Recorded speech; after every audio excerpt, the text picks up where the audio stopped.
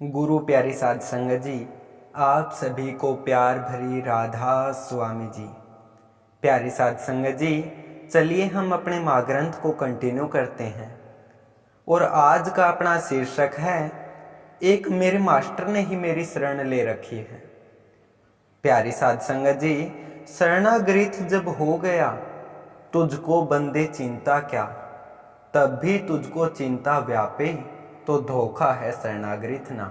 प्यारी साध संगत जी, स्वामी जी के इस उपदेश को केवल वह श्रद्धालु अंगीकार करता है जिसे अपने गुरु पर दृढ़ आस्था हो।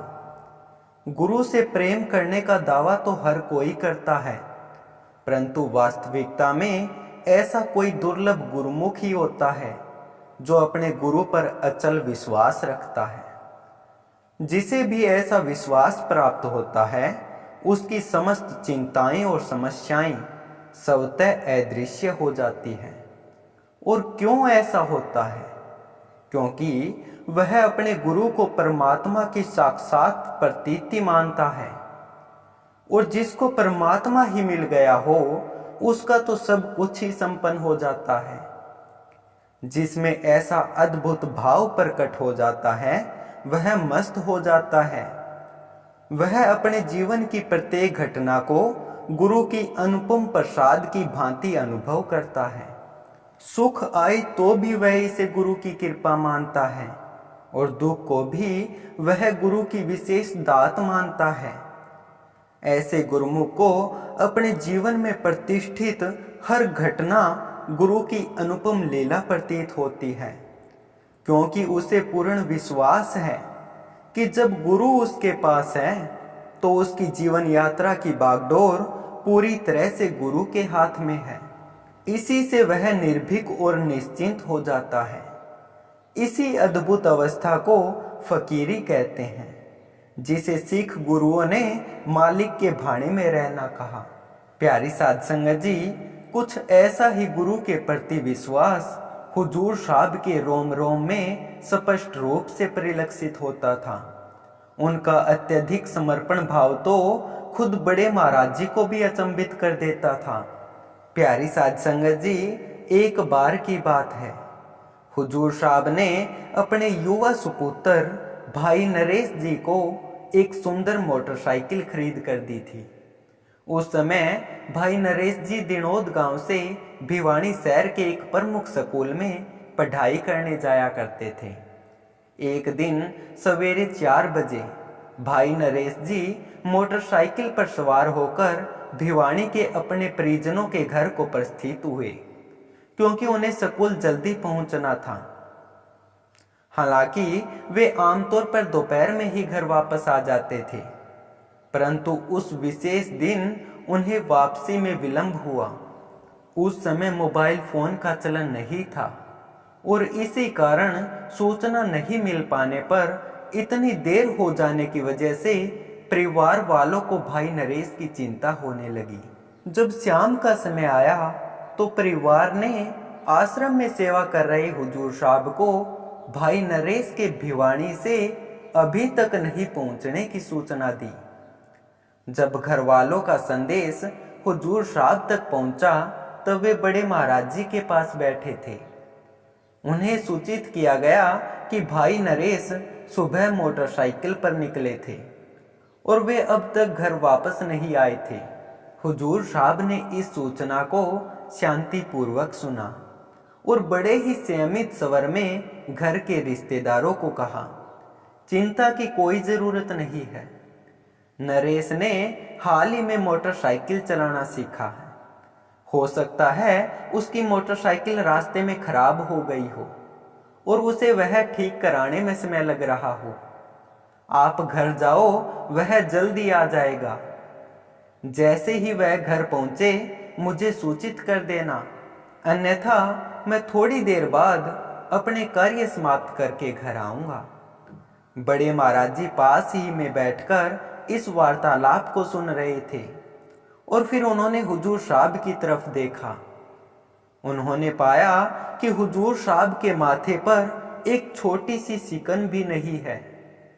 बड़े महाराज जी को यह खबर सुनकर बेचैनी महसूस हुई और उन्होंने उत्तेजित होकर हुजूर साहब से कहा, मास्टर घर जा और पता कर कि वह लड़का अभी तक क्यों नहीं आया। हुजूर साहब ने शांत भाव से जवाब दिया, महाराज जी वह आ जाएगा, नई मोटरसाइकिल सीखी है, शायद खराब हो गई हो। आपको रात्रि का दूध का गिलास देने के बाद मैं घर चला जाऊंगा। इस पर बड़े महाराज जी ने अपनी अधीरता व्यक्त करते हुए कहा, तू कमाल का आदमी है। जब तू स्कूल की ड्यूटी पर होता है मैं तुम्हारे आने का इंतजार करता हूँ। अगर तुझे थोड़ी देर लग जाए तो मुझे चिंता होती है कि तू ना जाने कहाँ ठहर गया होगा। और अब जब तेरा लड़का पूरे दिन से घर नहीं आया और तुझे चिंता ही नहीं हो रही। हुजूर साहब ने बड़े महाराज जी को प्यार से समझाया, अगर आप चाहते हैं तो मैं अभी घर चला जाता हूँ, पर महाराज जी जब आप जैसा रखवाला हो तो फिक्र करने की क्या जरूरत है। इसके बाद हुजूर साहब तुरंत अपने घर की तरफ रवाना हो गए। जैसे ही हुजूर साहब घर पहुंचे कुछ ही मिनट बाद वही हुआ जो उन्होंने सोचा था। भाई नरेश मोटरसाइकिल पर सवार होकर घर पहुंचे और उन्होंने बताया कि दोपहर में उनकी मोटरसाइकिल खराब हो गई थी। उन्होंने पहले धक्का मारकर मोटरसाइकिल को शहर के अंदर स्थित सर्विस सेंटर तक ले गए, जहां उसे ठीक करवाया गया और इसी वजह से उन्हें आने में देरी हो गई। उस दिन बड़े महाराज जी हुजूर साहब के अटूट विश्वास को देखकर अत्यंत प्रभावित हुए। वे उस समय तो कुछ नहीं बोले, पर 19 अक्टूबर 1994 को आयोजित दिनोद सत्संग में वे इस घटना को स्मरण करते हुए उन्होंने अपने गुरुमुख की असीम श्रद्धा की उचित प्रशंसा की।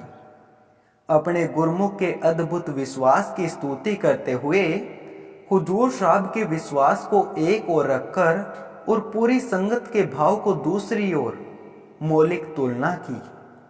बड़े महाराज जी ने इसी घटना को प्रस्तुत करते हुए अपने गुरुमुख पर अभिमान प्रकट किया और यह फरमाया, हमें अपना अपना कर्म भोगना पड़ता है।